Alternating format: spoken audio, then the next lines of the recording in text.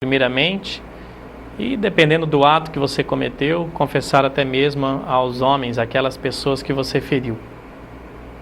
Devemos confessar e nos arrepender.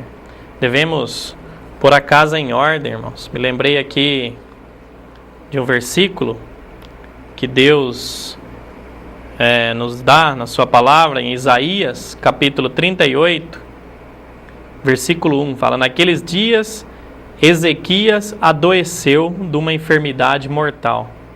Veio ter com ele o profeta Isaías de Amós, ele disse: assim diz o Senhor, põe em ordem a tua casa, porque morrerás e não viverás. Põe em ordem a tua casa.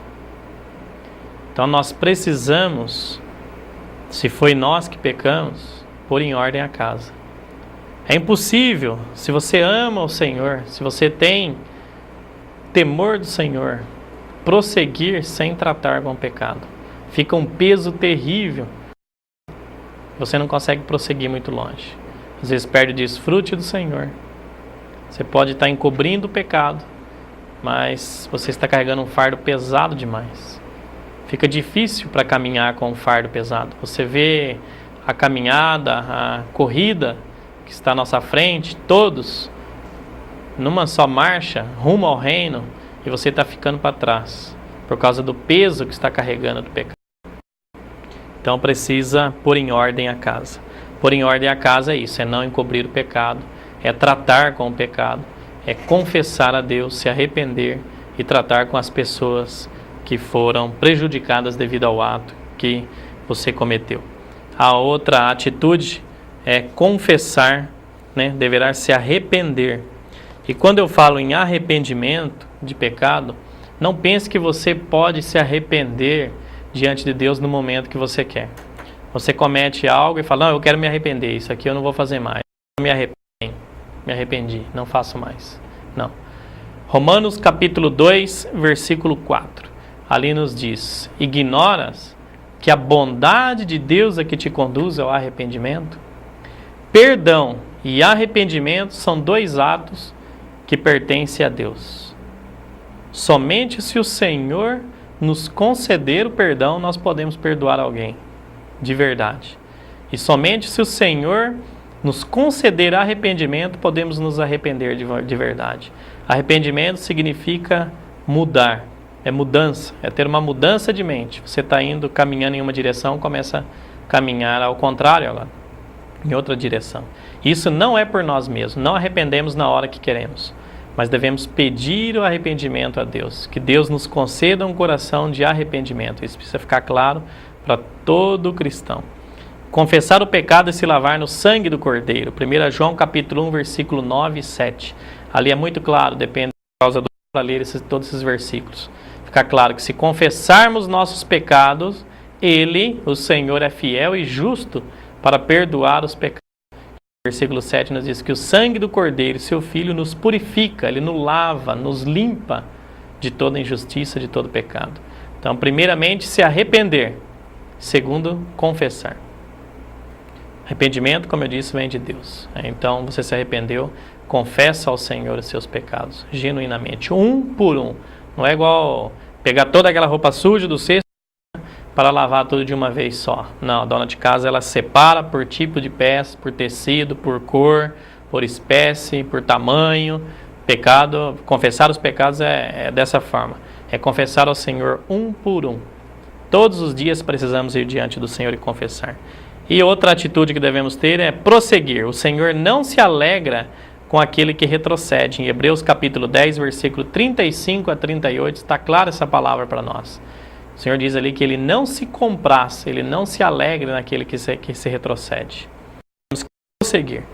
Então, não aceitar a acusação de Satanás, rejeitar a acusação. 1 João, esse versículo eu quero ler. 1 João capítulo 3, versículo 20. Pois, se o nosso coração nos acusar, certamente Deus é maior do que o nosso coração e conhece todas as coisas. Se depois de se arrepender, confessar, ainda a acusação sobre o pecado, devemos rejeitar.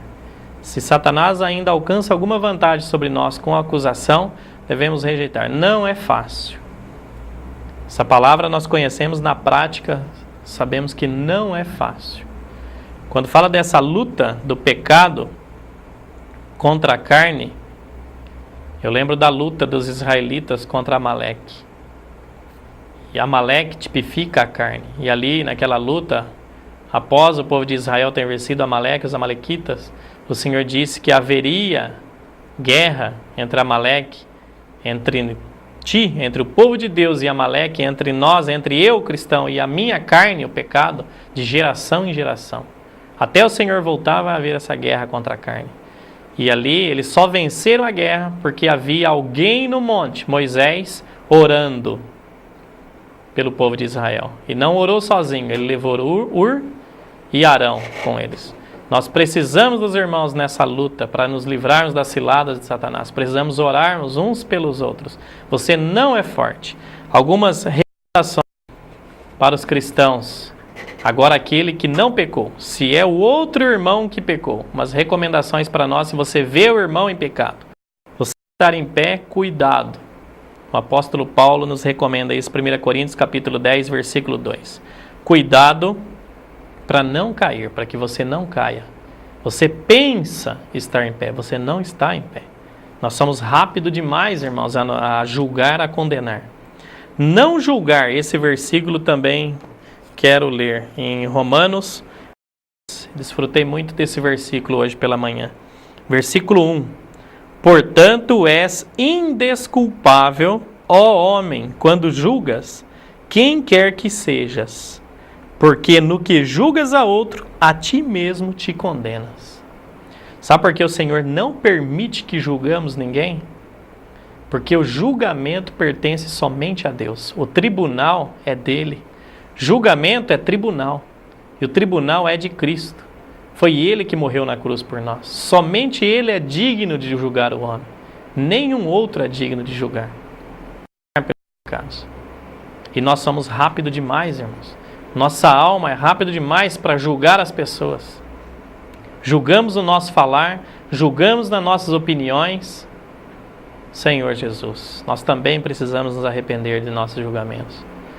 Se você julga alguém, você está sentando no trono de Deus. Você está sentando igual a Deus. Porque o tribunal é dele, o trono é dele. Só ele é digno de julgar, de sentar no trono. É como se você, se eu que julga, o outro, estivéssemos tirando o Senhor do trono e sentando ali. Fala, ó, eu tenho capacidade para julgar. Você se acha igual a Deus.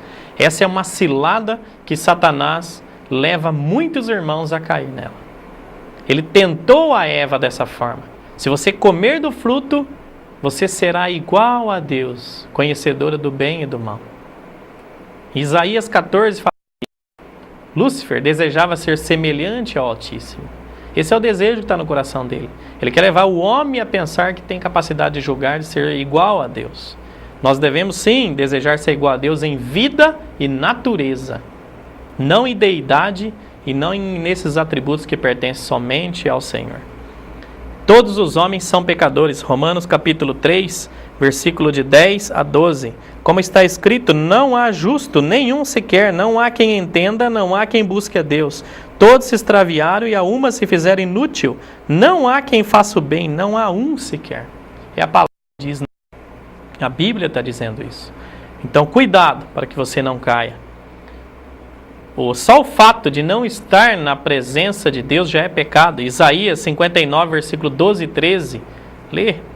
Abra a Bíblia e lê lá, irmãos, internautas. Ali ele relata vários pecados que nós temos conhecimento. E entre um deles, o que me chama a atenção, é o retirarmos do nosso fato de não estar na presença do Senhor, já é pecado. Então, como eu disse no início, nós temos conceito de pecados e classificamos o pecado segundo